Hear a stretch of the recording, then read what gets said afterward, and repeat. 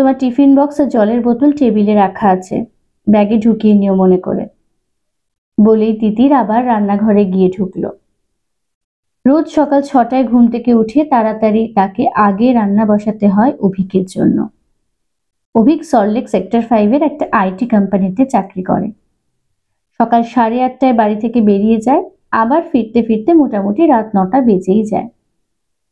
অফিসের জন্য রেডি হয়ে বেরোবার সময় অভিক তিতিরকে বলল, আজ অফিস ছুটির পর কোথাও একটু খেতে যাবে প্লিজ?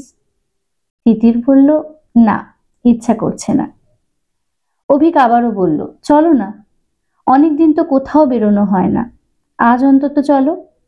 আমাদের কলেজের পাশের ওই রেস্টুরেন্টটাতে চলো, আজ ওখানেই রাতে খেয়ে ফিরবো। কিন্তু তিতির কিছুতেই রাজি হলো না। অভিক অফিসের জন্য বেরিয়ে যেতেই তিতির আবার নিজের কাজে মন দিল। 5 বছর হলো ওদের বিয়ে হয়েছে। অভিকের বাবা অনেক আগেই মারা গেছেন। 3 বছর হলো মাও মারা গেছেন। স্বামী স্ত্রী দুজন ছাড়া সংসারে আর কেউ নেই। একটা বাচ্চার জন্য ওরা 3 বছর ধরে চেষ্টা করে যাচ্ছিল। অনেক ডাক্তার দেখানোর পরেও কিছুতেই কিছু হচ্ছিল না। 3-4 মাস আগে কয়েকটা মেডিকেল টেস্টে ওরা জানতে পারলো যে তিতির কখনো মা হতে পারবে না।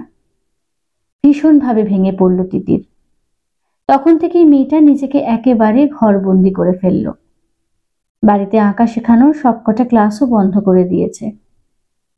অভিক তবু নিজেকে সামলে নিয়ে সবটা নর্মাল রাখার চেষ্টা করে যাচ্ছে প্রতিনিয়ত। আজকে ওদের 5ম বিবাহ বার্ষিকী।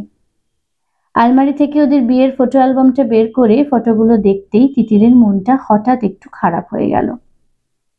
অভিক সব সময় ওকে খুব ভালোবেসেছে, সময় দিয়েছে, ওকে ভালো রাখার চেষ্টা করে গেছে। গত বছরও আজকের দিনে ওরা বিকালে সিনেমা দেখে রেস্টুরেন্টে খেয়ে আনন্দ করেছে। কিন্তু এই বছর তিতিরের একটুও আনন্দ করতে ইচ্ছা করছে না। মা হতে পারবে না ভাবলেই ওর মনটা একদম মুষড়ে যাচ্ছে, কান্না পাচ্ছে। কিছুই ভালো লাগছে না। শুধুমাত্র অভিকের কথা ভেবে নিজেকে একটু হলেও কাজে ব্যস্ত করে ঠিক রাখার চেষ্টা করছে। অথচ আজ অভিক একটু একসাথে বাইরে খেতে যেতে চাইল, আর তিতির সেটাতেও রাজি হতে মন চাইল না।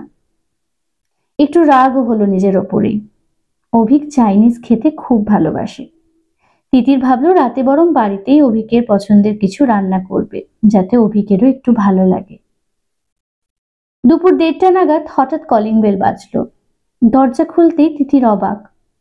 অভিক ঘরে ঢুকে তিতিরকে তাড়াতাড়ি তৈরি হয়ে নিতে বলল। কারণ জিজ্ঞেস করতেই বলল, একটা সারপ্রাইজ আছে। তিতির আপত্তি জানালে অভিক খুব করুণভাবে তিতিরকে অনুরোধ করলো একবার অন্তত তার সঙ্গে বেরোতে। অনিচ্ছা সত্ত্বেও তিতির বেরোলো।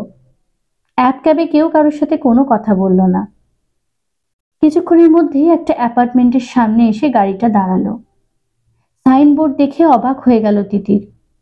এটা তো একটা চাইল্ড অ্যাডপশন সেন্টার অভিক, আমরা এখানে এলাম কেন?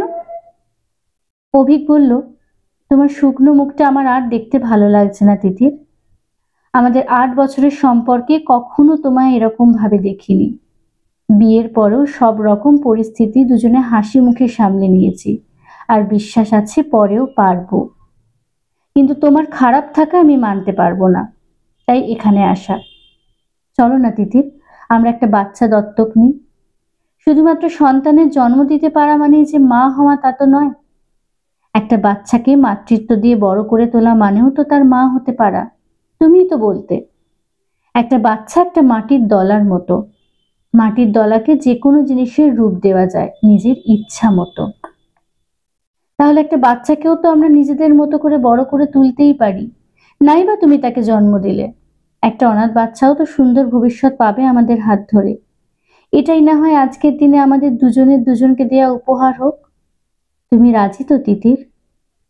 অভিকের কথাগুলো শুনতে শুনতে আনন্দে তিতিরের চোখে জল ভরে গেছিল। এমন একটা মানুষকে জীবন সঙ্গী পেয়ে আবারও তার মনে মনে খুব গর্ব হচ্ছিল। মুখ ভরা হাসি নিয়ে তিতির বলল, আমার বিশ্বাস আমরা খুব ভালো বাবা মা হতে পারবো, আর যাকে আমরা সন্তান রূপে গ্রহণ করব সে আমাদের কাছে সেরা উপহার হয়ে উঠবে।